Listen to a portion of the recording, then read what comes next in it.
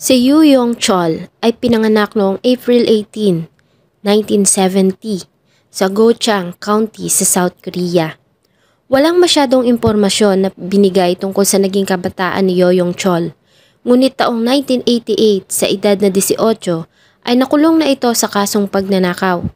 1991 ay muli itong nakulong ng 10 buwan dahil pa rin sa kasong theft. 1992 ay ikinasal ito sa kanyang asawa kung saan ito nagkaroon ng isang anak na lalaki. 1993, ng sumunod na taon, ay muli itong nakulong ng 8 buwan dahil pa rin sa kasong pagnanakaw. 1998 ay nakulong ito ng 2 taon dahil sa kasong forgery at identity theft. Nang makalabas ito noong 2000, ay muli itong nakulong sa kasong panggagahasa at hinatulan ng 3 taon at 6 na buwang pagkakakulong. Habang pinagbabayaran nito ang ginawang kasalanan sa loob ng kulungan, ay nag-file ng divorce ang kanyang asawa noong October 27, 2000. September 11, 2003 ay muli itong nakalaya mula sa kulungan. Sa kabila ng mga nangyari ay hindi nito nagawang magbago.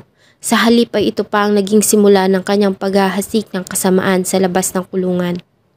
Ilang araw matapos na makalaya, ay pumatay na ito ng mga matatandang galing sa mga mayayamang pamilya.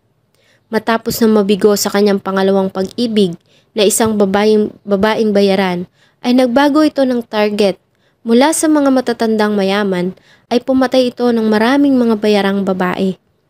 Si Yo Yong-chol ay napasa kamay ng mga kapulisan noong July 15, 2004, 2 araw matapos ang kanyang ginawang pagpatay sa kanyang huling biktima. Sa kanyang pagkakaaresto ay agad naman itong umamin sa kanyang ginawang krimen at sinalaysay nito ang ginawang mga pagpatay mula sa unang biktima hanggang sa ika-20. Bago ko po simulan ang ating story, sa mga bago po sa channel ko, please hit the subscribe button at pakipindot na rin po ang ating notification bell para ma-notify kayo sa mga bago nating upload na videos. Ang unang biktima ay isang university professor sa Gangnam-gu sa Seoul. Ito ay ang 72 years old na professor na si Professor Lee Dong-soo at ang 67 years old na asawa nito na si Lee On-hyuk. Ayon sa kanya, noong alas 10 ng umaga ng September 24, 2003 ay pinasok niya ang bahay ng mayamang mag-asawa sa Sensadong kung saan ay sinaksak nito si Lee Dok-soo sa kanyang liig gamit ang isang kutsilyo. Nilinisan pa nito ang kanyang ginawang mga bakas at binago nito ang eksena para pagmukaing pagnanakaw ang motibo ng ginawang pagpatay. Kinalat nito ang lahat ng gamit sa bahay, ngunit wala naman itong kinuhang gamit. Matapos noon ay nilak niya ang front door bago siya lumabas gamit ang main gate. Ngunit nang ma-realize nito na naiwan niya ang ginamit na kutsilyo sa loob, ay sinira nito ang doorknob at muling binalikan ang ginamit niyang kutsilyo. Makalipas ang 2 linggo noong October 9, 2003, nang ganap na alas 10:40 ng umaga, ay pinasok niya ang isang bahay sa Gogidong at ang kanyang pangatlong biktima ay ang 85 years old na si Kang Eun-soo na pinatay niya sa pamamagitan ng pagpalo ng martilyo sa ulo nito at nagtamo din ito ng mga saksak sa katawan. Nang bumaba ng hagdan ng bahay ang 60 years old na si Lee Moo, ay nagulat ito nang makita ang eksena sa kanyang harapan. Tinakot ito na Yo Yong-chol at pinaupo sa sofa. Tinanong niya ito kung sino ang mga tao na nasa itaas ng bahay. Sumagot ito na ang kanyang asawa at anak na lalaki. Inutusan niya ito na yumuko bago niya ito hinampas ng martilyo sa ulo.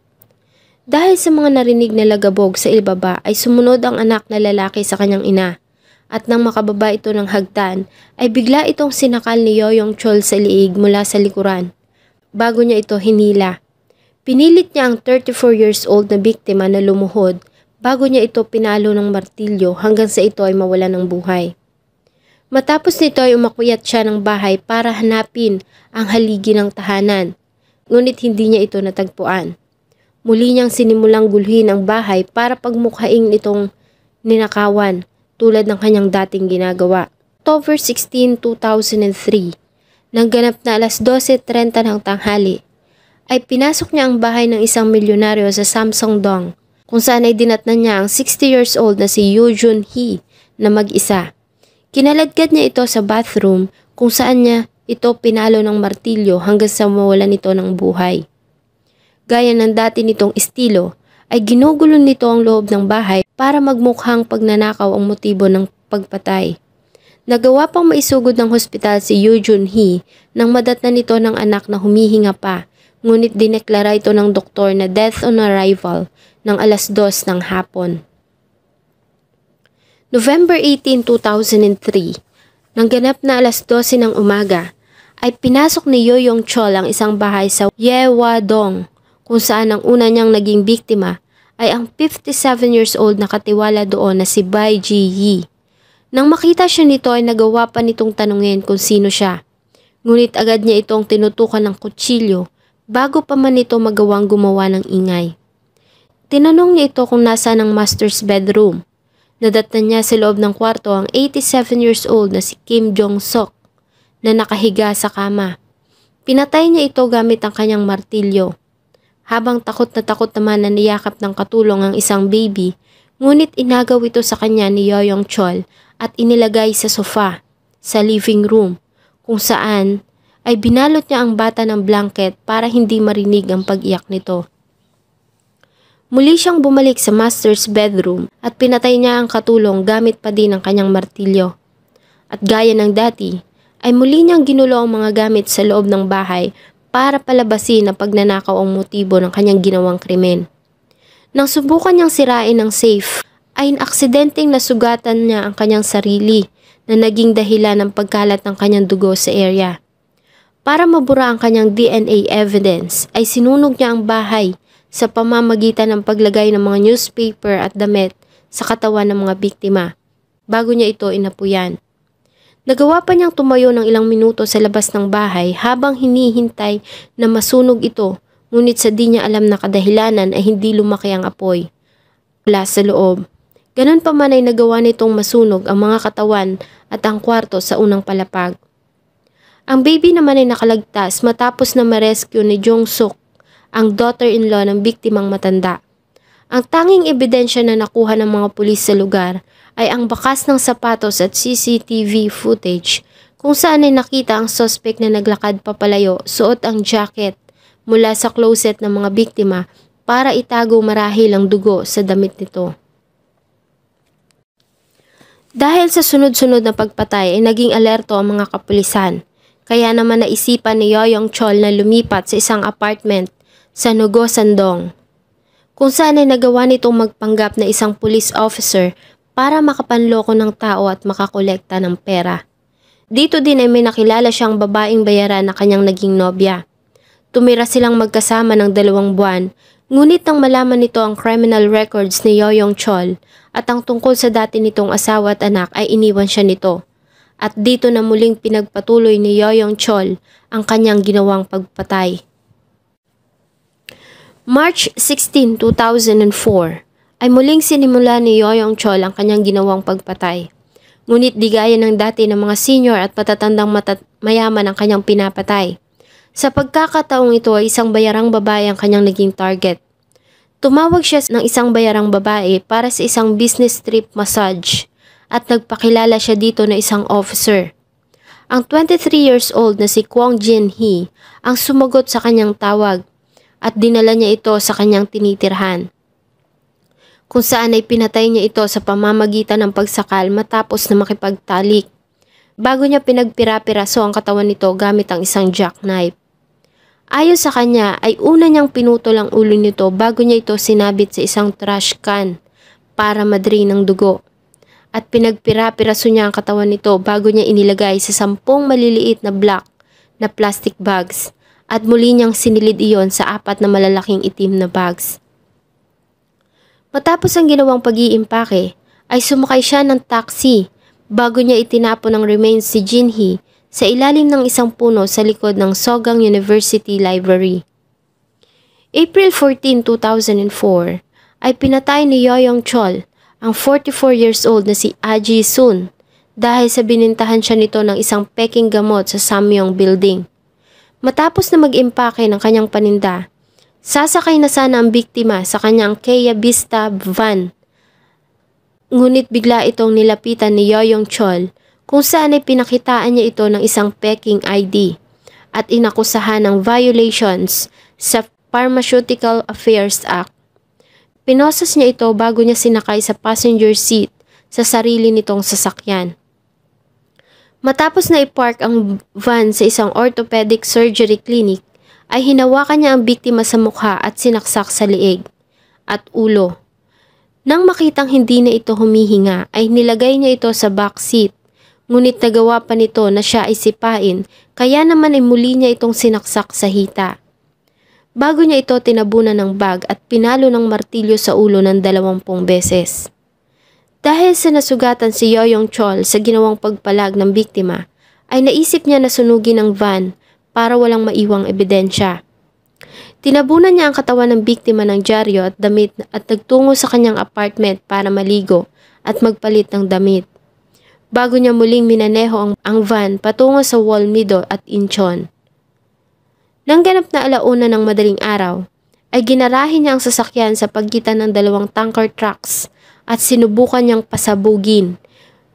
Ngunit hindi iyon nangyari. Subalit nagtagumpay naman siya na masunog ang van at ang katawan na nasa loob. Ang nasabing pangyayari ay talaga namang malaki ang naging epekto sa pamilya ng biktima. Ayon sa mga report, ang 2 sa mga kapatid nitong lalaki ay nagpakamatay at natira naman nitong kapatid na lalaki ay sinubukan din na magpakamatay. Ngunit hindi natuloy, sa halip ay dumaan ito sa isang psychiatric treatment. Mula May hanggang July 2004 ay nagawa pang pumatay ni Yoyong Chol ng 9 na kababaihan. Lahat ay mga bayarang babae. Ang 25 years old na si Kim Hee-sun, 33 years old na si Shimin Ah ay pinatay niya noong May 7, 2004. June 1 ang 35 years old na si Han Suk-jia. June 9 ang 26 years old na si Jang Kwang. June 25 ang 28 years old na si Woo Koo-yoon. July 2 ang 26 years old na si Kim Mae-yong. July 9 ang 24 years old na si Go Sun-hee at ang huling biktima ang 27 years old na si M. Mi-yeon. Lahat ng mga nasabing biktima ay tinatawagan ni Yoyong Chol gamit ang kanyang mobile phone para sa serbisyo ng mga ito at kinukumbinsi niya mga ito na pumunta sa kanyang apartment kung saan niya ginagawa ang pagpatay. Matapos na makipagtalik sa mga biktima ay dinadala niya mga ito sa banyo kung saan niya ito hinahampas ng kanyang martilyo. Sa pattern ng kanyang pagpatay ay pinapaluhod niya ang mga biktima bago niya ito hinahampas ng martilyo sa ulo. Kapag wala na itong buhay ay tinatanggal niya ang mga fingertips ng mga biktima para burahin ang kanilang mga fingerprints gamit ang gunting bago niya ito ipa-flush sa toilet. Una niyang pinuputol ang mga ulo ng biktima at sinasabit sa isang trash bin para tumagas ang dugo. Sunod ay pinagpipira-piraso niya ang mga katawan mula 16 hanggang 18 piraso. Bago niya inililibing ang mga katawan sa likod ng isang construction site sa Sodamon-gu. Ang kanyang ginawang pagpatay ay dahil umano sa kanyang galit sa dating asawa na nagtatrabaho sa isang massage parlor at ang kanyang dating nobya na isa ding bayarang babae. Ang kanyang huling pagpatay ay nangyari noong July 13, 2004. July 15, 2004, nang ganap na 5:00 ng umaga, ay inaresto ng mga pulis si Yoyong Chol sa kanyang ginawang series ng pagpatay sa mga prostitutes. Ay tumatawag si Yoyong Chol sa isang prostitution business gamit ang iba't ibang pangalan.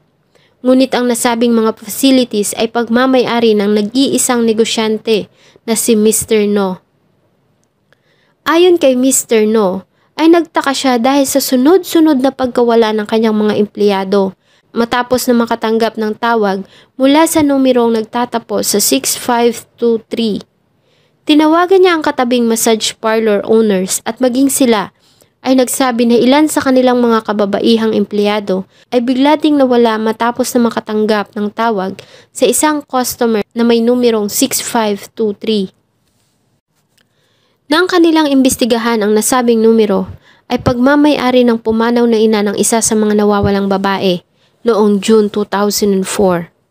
Dahil dito, ay tinawagan ni Mr. No si Inspector Yang ng Mobile Investigation Unit at agad na isinalaysay dito ang misteryosong pagkawala ng kanyang mga masahista. Ganon din sa ilan pang mga katabing establishments. Hanggang sa noong July 15, 2004 ng alas 2 ng madaling araw, ay nakatanggap sila ng tawag mula sa nasabing numero. Agad namang inalerto ni Mr. No ang kaibigang si Inspector Yang. Naghiwa-hiwalay sila sa ilang grupo at sinundan nila ang babaeng magbibigay ng serbisyo sa misteryosong lalaki. Sinundan nila ito hanggang sa likod ng Senchon Grand Mart. Nang makarating sa lugar ay muli silang nakatanggap ng tawag mula sa caller, kung saan ay nagreklamo ito dahil sa masyado umanong matangkad ang babae na kanilang pinadala at humiling ng panibagong babae. Hanggang sa magustuhan nito ang pangatlong babae na kanilang pinadala at sinabihan niya ito na makipagkita sa kanya sa isang eskinita sa likod ng Grand Mart. Nang magpakita si Yoyong Chol sa location, ay agad siyang nilapitan ng mga kapulisan at pinusasan bago siya sinakay ng mga ito sa sasakyan. Nagawa pa nitong isubo ang ilang business trip massage cards at nginuya para sirain, ngunit agad naman itong nakuha ng mga pulis. At nang kanilang makuha ang kanyang telepono ay napag-alaman nila na ang huling numero sa phone number nito ay 6523. Si Yoyong Chol ay agad nilang dinala sa Seoul Metropolitan Police Agency Mobile Investigation Unit, kung saan ay kinasuhan siya ng pagnanakaw pansamantala dahil sa kawalan ng sapat na ebidensya na maglilink sa kanya sa kaso ng pagpatay. Makalipas lamang ilang araw ay kusang loob din na umamin sa kanyang ginawang krimen si Yoyong Chol. Ayon sa kanya ay pumatay siya ng 26 na mga katao, simula sa matandang mag-asawa na kanyang naging unang biktima sa Sensadong hanggang sa babaeng huli nitong pinatay 2 araw pa lamang ang nakakalipas. Habang nasa custody ng mga pulis, ay nagkunwari pa ito na inatake ng epilepsy at agad na nag-seizure. By the time na maalis ang kanyang mga handcuffs, ay nagawa nitong makatakas. Agad itong nagtungo sa kanyang apartment kung saan ay nagawa pa nitong sirain ang ilang mga ebidensya. Matapos noon ay nagtungo siya sa isang motel at nagawa pang bumili ng 360 pieces na sleeping pills. Sa kabila ng ginawang pagtakas, makalipas ang 11 oras ay nakita siya ng isang mobile patrol sa crosswalk. Kaya naman ay agad din siyang inaresto. At sa kanyang ginawang statement, ay doon na nito inilahad ang buong detalye ng kanyang ginawang pagpatay mula sa simula. Itinuro niya din sa mga kapulisan ang lugar kung saan niya ibinaon ang mga katawan ng kanyang mga naging biktima. Sa kanilang ginawang expedition ay pinasuot siya ng mga ito ng dilaw na raincoat at mask para itago ang kanyang identity sa publiko. Kaya naman dito nila nakuha ang bansag sa kanya na raincoat killer. Pinuntahan din ng mga investigador ang kanyang apartment at ayon sa kanila, ang apartment ni Yoyong Chol ay sobrang linis. Sinapit ni Yoyong Chol na kinain niya ang internal organs ng 4 sa kanyang mga biktima para umano linisin ang kanyang espiritu. Ayon din sa kanya, ay madami pa sana siyang mapapatay kung hindi siya nahuli ng mga pulis. Ayon kay Yoyong Chol sa kanyang ginawang confession, ay naging inspiration niya sa kanyang ginawang pagpatay ang kwento ng serial killer na si Jong Do-young na pumatay ng 9 na mayayamang tao sa Busan noong 1999 hanggang 2000. Ayon sa prosecutors, na ang ginawang pagpatay ni Yoyong Chol sa mga mayayamang tao ay dahil sa naging karanasan nito nung kabataan, kung saan umano'y nakaranas ito ng pangmamaliit mula sa mga may kayang angkan. Sa kanya namang ginawang pagpatay sa mga kababaihan ay dahil sa namuong galit nito nang ito ay hiwalayan ng kanyang asawa at ng kanyang kinakasama. Kaya naman ang naging target nito ay ang mga babaeng nasa parehong uri ng trabaho ng mga ito. At nang minsan din nila itong tanungin kung bakit niya ginawa ang pagpatay, ay sinagot niya lamang ito ng I hate them, galit ako sa kanila. Ayon naman sa psychologist na nag-assist kay Yoyong Chol, ay sinabi nito na ang akusado ay hindi mentally ill. Subalit nagpapakita ito ng sinyales na nag-a-associate na ito ay nakakaranas ng antisocial disorder, kung saan ang isang tao ay bumubuo ng kanilang sariling paniniwala base sa kanilang karanasan at kawalan ng tiwala. Si Yoyong Chol ay unang humarap sa paglilitis noong September 6, 2004, kung saan ay sinampahan ito ng kasong 20 bilang ng pagpatay.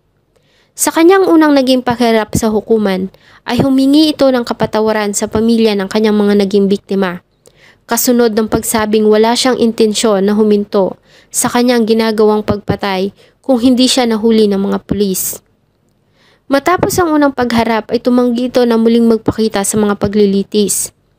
Sa kanyang nakaschedule na court appearance noong October 4, 2004 ay hindi natuloy dahil sa sinubukan nitong magpakamatay sa pamamagitan ng pagbibigti ng kanyang sarili sa isang wall fan sa loob ng selda.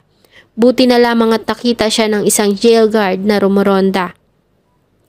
October 25, 2004 ay inatake nito ang isang spectator sa loob ng courtroom dahil sa ginawa nitong pagmumura sa kanya. Hinarap niya din ang mga pamilya ng mga biktima at sinabi niya sa mga ito na ang mga babaeng kanyang naging biktima ay deserve na mamatay. December 13, 2004 ay naglabas na ng hatol ang Seoul Central District Court. Ayon kay Chief Judge Wang Chan-yun, si Yoyong Chol ay napatunayang nagkasala sa 20 counts ng murder at hinatulan ng pinakamataas na parusang kamatayan. Ang mga pamilya naman ng biktima ay binayaran ng government ng Korea ng compensation.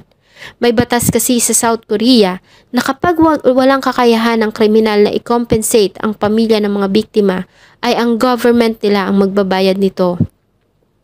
Ang nasabing hatol ay sinang-ayunan din ng mataas na hukuman at inilipat na siya sa Seoul Detention Center. Sa kasalukuyan ay kabilang si Yoyong Chol sa 60 mga inmates na nasa death row ng South Korea at naghihintay ng kanyang kamatayan. Ang kwento ni Yoyong Chol ay naging subject ng ilang pelikula at documentaries dahil nga sa brutal na nature nito. Sana po ay nagustuhan nyo ang isang nakakapanindig balahibong kwento na akin pong ibinahagi. Huwag nyo pong kalimutang mag-iwan ng inyong saloobin at suggestion sa atin pong comment section. Thank you so much po and see you on my next video.